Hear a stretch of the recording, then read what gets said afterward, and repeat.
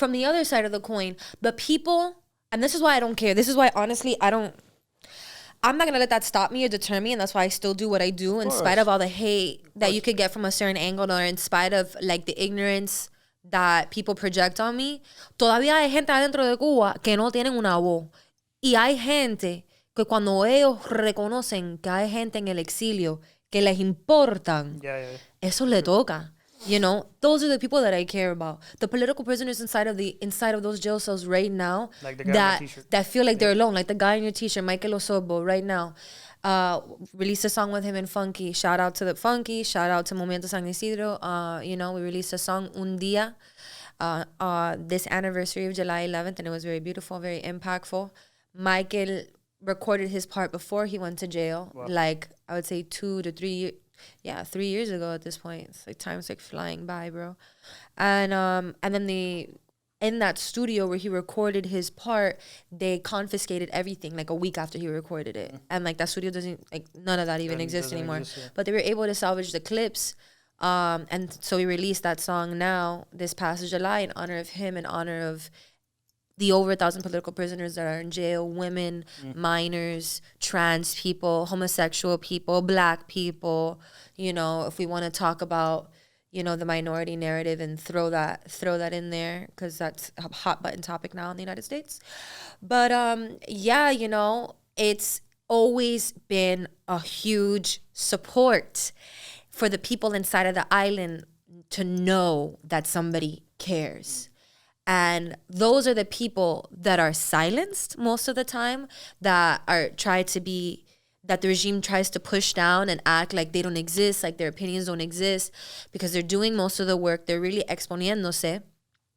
And those are the people that we have to be there for, not the critics, you know, not the people that don't understand. No, I'm with that 100%. You know, so that's what I'm always focusing on. Whenever, like, I think we had talked about this.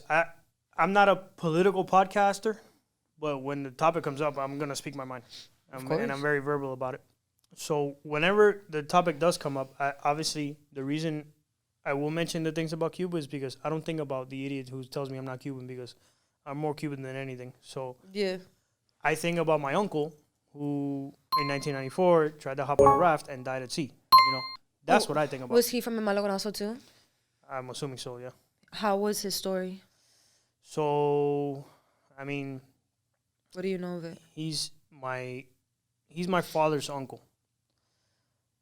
He was one of the youngest of 14 kids. My grandma's the oldest of 14 kids. I love it. Right? It's okay. My side of the family is the same. Like my great grandmother had like 14 kids, and boom, yeah. So my dad has about 30 first cousins, something along those lines. Oof. And he was one of the younger brothers and sisters, and he hopped on the raft with another one of my tío abuelos, uncles. Mm-hmm. And the story goes as follows, from what I've been told. He hopped on a raft. They went out, right? Mm-hmm. And a riptide came and split the raft in two. Of course. And then one of my uncles, the one that survived, just floated away. That's it. Never saw him again. But he's the one that survived? Or the one that survived ended up, I think, back in Cuba. Pretty sure. Pobrecito. Yeah. He ended up back in Cuba because he ended up coming on a plane in like 98. Oh, wow. Yeah. That uncle that survived tried to go on a raft 4 times. 4 times. Crazy, right? No, my dad also left in 94 as a result of the Malaconazo, which was a social uprising, not to the scale of what we saw on July 11th, but equally spontaneous. Right. And was that the one where they rammed that car into like the Peruvian embassy or whatever? No. Possibly, yes.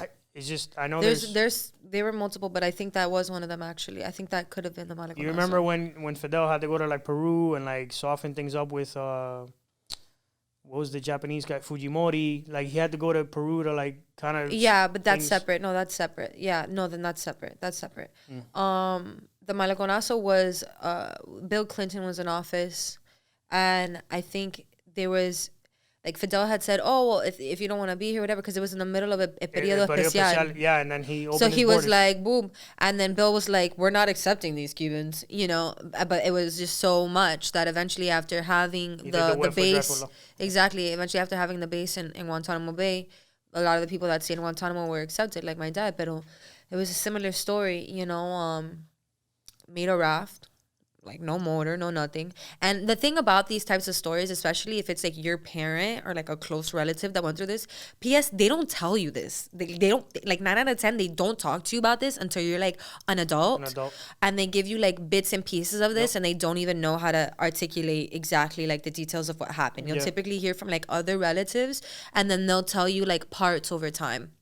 And that was exactly the case. Like my dad's never been able to like fully talk about it until very recently. But yeah, I had no idea that it was just like this makeshift thing. And I thought that they had a motor for a long time. I guess they didn't. And the raft, when it went out, went towards like the west, like towards the Gulf of Mexico. That like because of a storm. And once you get to that point, past a certain point, like there's nothing. Like it's just open ocean. Like you're not gonna get to anywhere. You're gonna die. And that was like on the 6th day that they were right there at La Orillita when a big Coast Guard boat saw them and picked them up.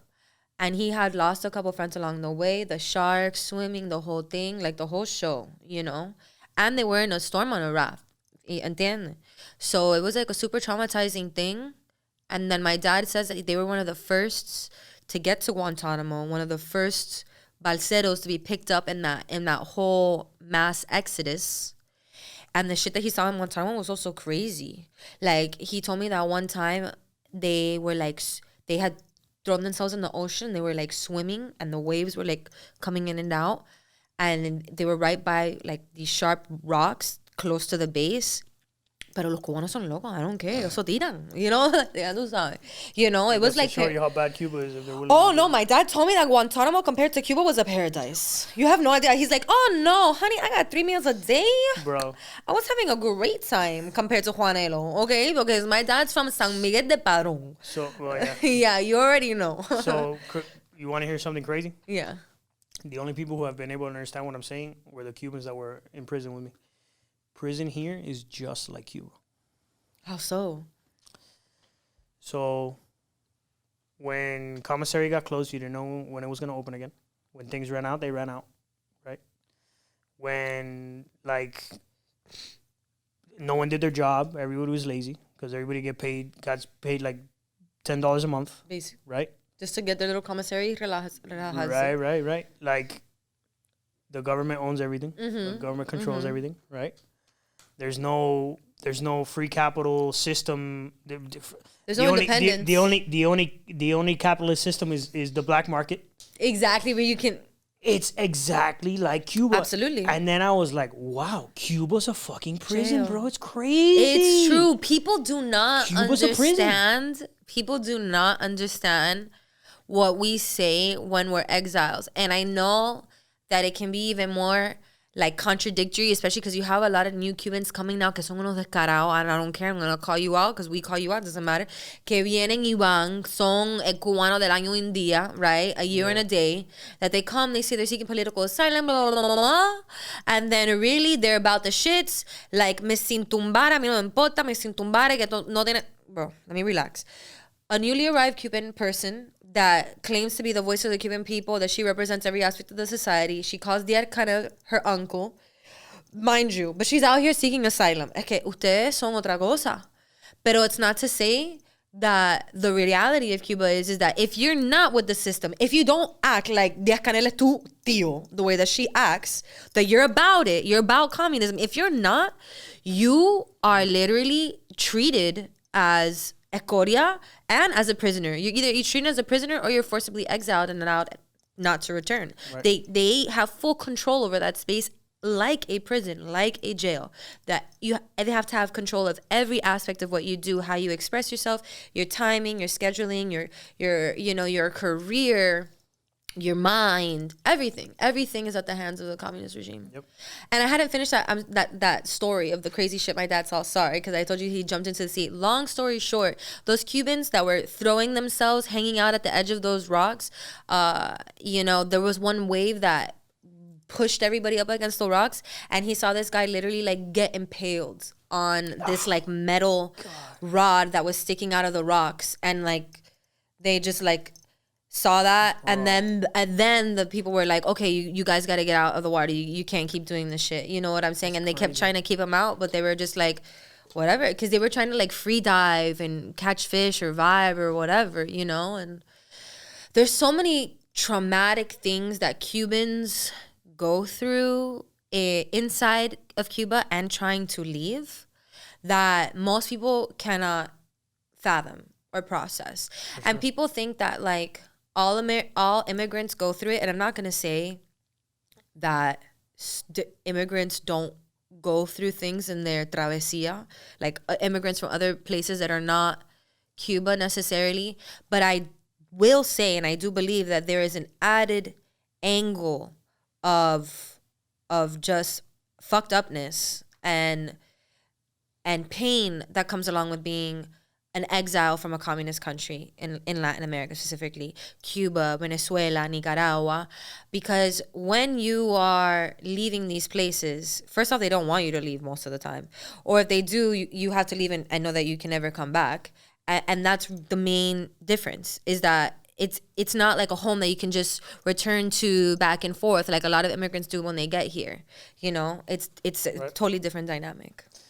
Yeah, I'm reminded of kids who are fill in the blank: Dominican American, Italian American, Puerto Rican American, Puerto Rican. Well, technically American, yeah. Yeah, but you get what I'm saying. Yeah. They could be from anywhere. It doesn't even have to be a Hispanic country. And Argentina. And in the summers when they were kids, with their parents would take them to Dominican Republic, to Italy, to wherever. Mm-hmm. I even had a friend of mine who was like Japanese. He's a Japanese American. In the summers, his parents would take him to Japan. And it was like they were so ingrained in their culture. Mm-hmm. Right? So what happened in my case was I went when I was really little. Like tiny. I must have been... First time I went, I was maybe 2 or 3 years old. And then I went again when I was maybe 10. And then I went twice as an adult. And when I went as an adult... It was, how do I explain this? I had this inner like a part of me was really happy that I got to go to my father's neighborhood, meet all my family that hadn't met me yet. And I felt a natural connection to that place. Of because course. I've heard a million stories of, tu papá. I had childhood friends of my father that were still living there that recognized me. Were like, tu eres hijo Necito. And I was like, yeah. Soy hijo Necito. Yeah, that's my dad. Yeah. Oh, no, I went to this class with him. I used to go to this. So I felt so at peace because I got to see that part of my culture and my family. And at the same time, I was like, fuck, man. Like, coming here is enabling this. Yeah, the guilt. Of course. I feel like that's why I've never gone, because I just can't even fathom the guilt I would feel. And that's why it's even crazier. Like, again, I guess it's a different situations for like the more newer Cubans, because they still have, but I just think that, they say that you can't judge other people because you're not in their positions, but all of our families were once in their positions. Right.